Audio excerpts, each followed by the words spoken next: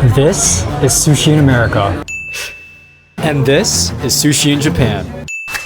And I'm gonna be giving you guys an inside look at a sushi restaurant that is so famous. There are people crazy enough to line up at 4 a.m. just to get a seat. Yo, this is insane. But first, let me take a step back. All the way back to here in Los Angeles. LA, one of the most diverse cities in America. And because of that, it's also home to some of the best Japanese food outside of Japan, which means sushi here doesn't come cheap. So I want to find out if what we're paying for in America is the same quality you get in Japan or something completely different. And to find that out, I made my way over to LA's district of Little Tokyo. Now I'm not gonna hoodwink you guys and go to any Joe Schmo sushi restaurant because it just wouldn't be a fair fight. Which is why I'm at Sushi Gen, which, according to my research,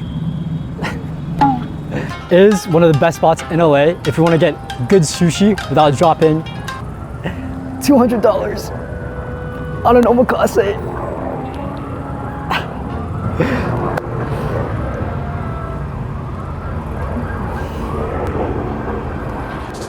I'm here early, so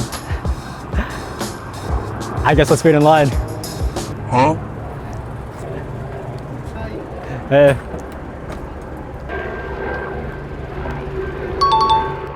All right, so the food actually came in pretty quick. I ended up getting the sushi deluxe combo, which alongside this beautiful tray of sushi includes a side of salmon skin salad, and I think it's called mozuki. I just looked it up and apparently it's seaweed. Before we make our way to the sushi, we're gonna start off with the side dishes. The muzuku? Muzuku? Muzuku? I'm just gonna call it seaweed.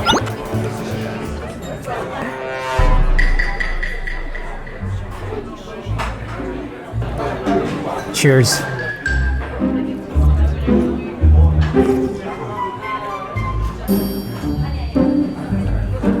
Oh wow, that's actually pretty interesting.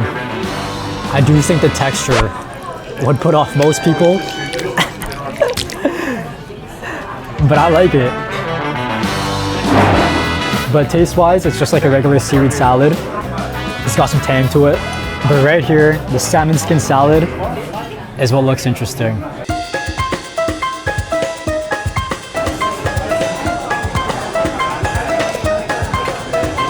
I gotta say, I'm a little disappointed. I feel like the salmon skin isn't as crispy as how I thought it would be. To be honest, the skin's kind of soggy.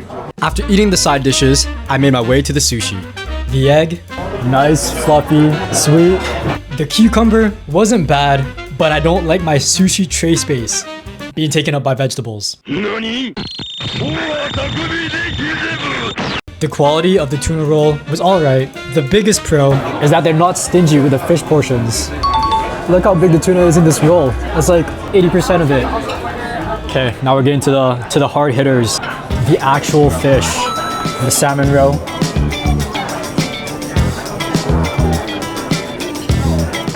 Okay, that one was actually pretty good. I was kind of scared because sometimes it's a bit too like fishy. The squid.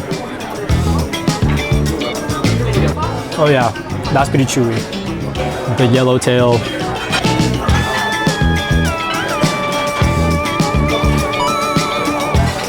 Yeah, that one's good. It was nice and fatty, so it almost just melts in your mouth. We're down to two. The two types of tuna. Of course, we gotta go with the lean tuna and then the fatty tuna. The lean tuna surprised me with just how tender it was. That one was still pretty good, I'm not gonna lie. It's not like other lean tunas I've had. And last, the holy grail of sushi, fatty tuna.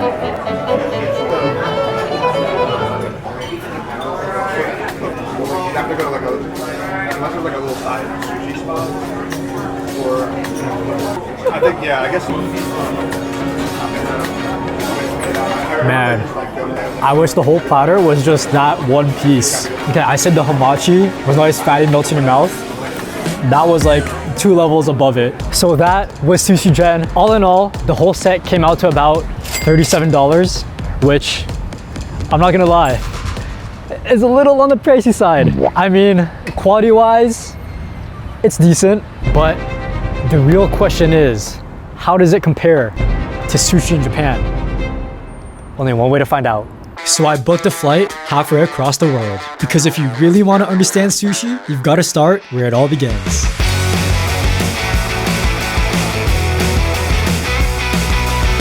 Here in Japan, more specifically, at the Toyosu Fish Market. Now in a moment, I'm gonna be showing you guys a sushi restaurant that is so famous, there are people crazy enough to line up at 4 a.m. just to get a seat. Apparently I'm one of them.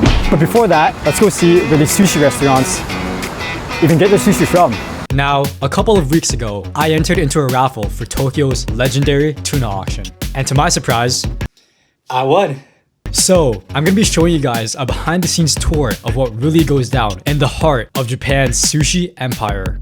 There are all these people on the observation deck trying to get a look at the tuna auction. But we're gonna be going down right where the action is.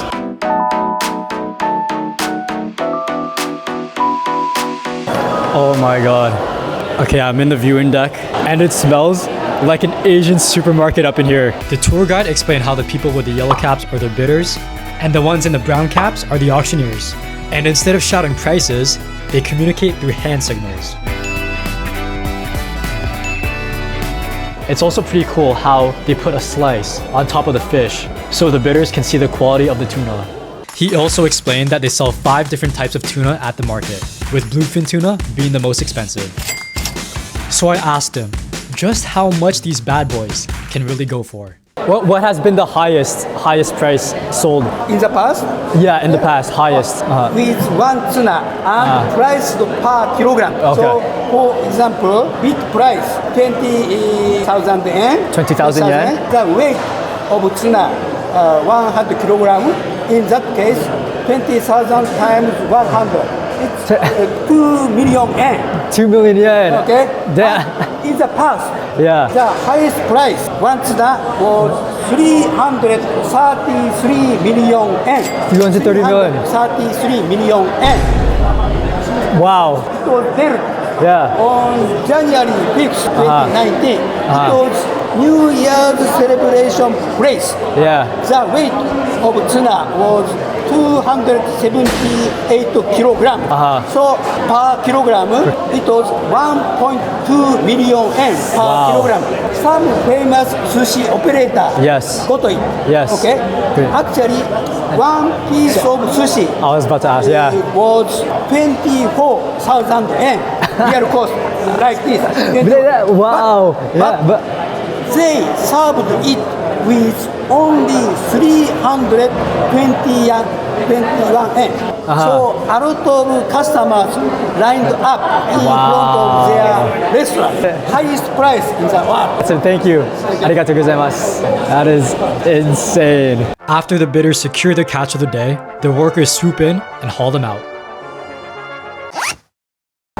Now, the moment of truth. Is Japan's sushi on another level completely? Is this sushi really so good that people are crazy enough to line up at 4 a.m. for it?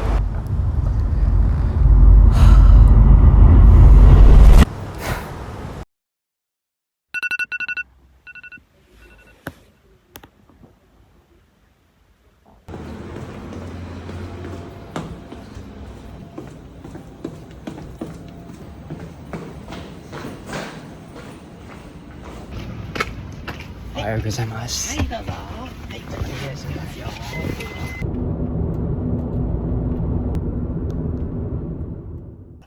Arigatou gozaimasu.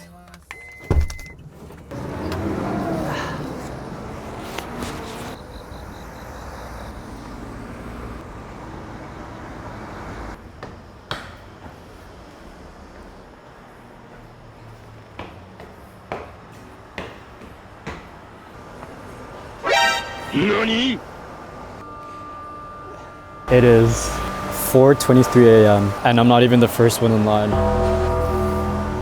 Damn, this is crazy.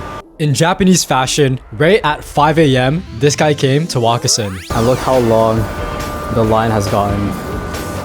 a good amount of people here at 5 a.m. After marching you down in a line to the storefront, they ask you what kind of set you like. I got the regular course, which was only $37, just like the sushi in LA.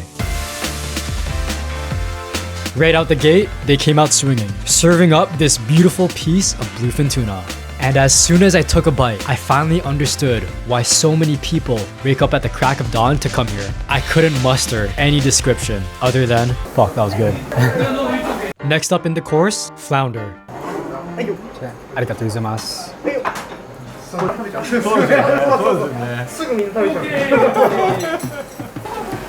Man, that was insane.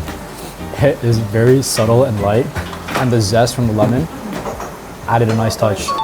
This might just be the most beautiful looking Spanish mackerel I've ever seen.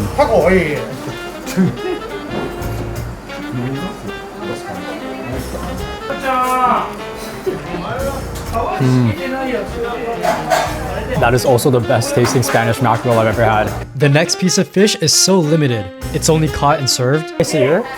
Wow. Wow, that's crazy.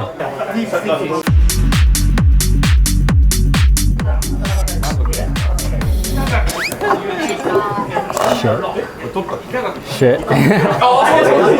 I dropped this special fish that you can only get twice a year. Yo, in my defense, I woke up at 4 a.m. Actually, scratch that. I woke up at 2 a.m. Still tasted great even after it landed on the table. Arigatou gozaimasu.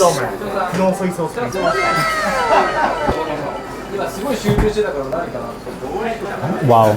And that egg, compared to the one in America, it's not even on the same level, but that had like a perfect texture. It wasn't overtly sweet like the one at Sushi Gen was.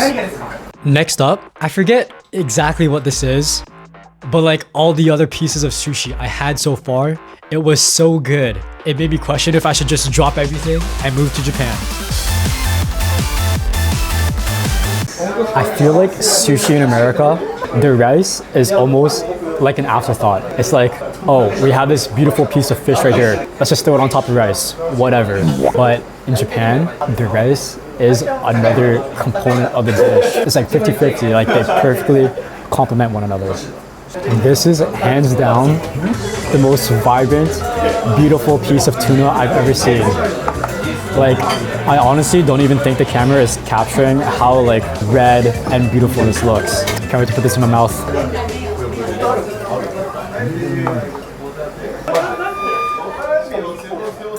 I think that lean piece of tuna was better than the fatty piece of tuna. Man, that was good.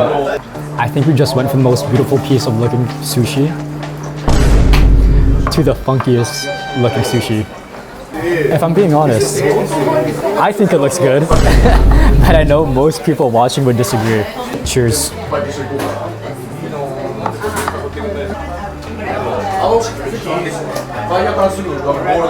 Wow, it had a good amount of grindiness and sweetness to it. If I had to compare flavor-wise, I'd say it's almost similar to uni, but obviously texture-wise a lot more chewy. But not even chewy like you would get, I don't know, at like Sushi Row or something. The right amount. Swordfish. Wow.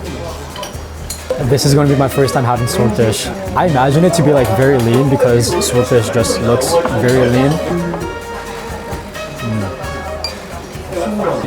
That was still very tender. Next up in the omakase, these tuna hand rolls. Compared to the one in LA, smaller fish portion, but it packs a punch. For the last piece, they give you this menu and you have the option to choose which one you'd like. Unfortunately, the fish sperm isn't in season, so I can't be trying that in this video. So I got this. Yeah, that was pretty good. One thing I gotta say about all the fish here is that it's so fresh. Like honestly, they all taste like they were just caught today. I mean, they probably weren't. I choked on a piece of sushi. So, was Sushi Dai worth the 4 a.m. lineup? I'd say yes, it was. But the real question is, how does sushi in America compare to sushi in Japan? Honestly, there's no comparison.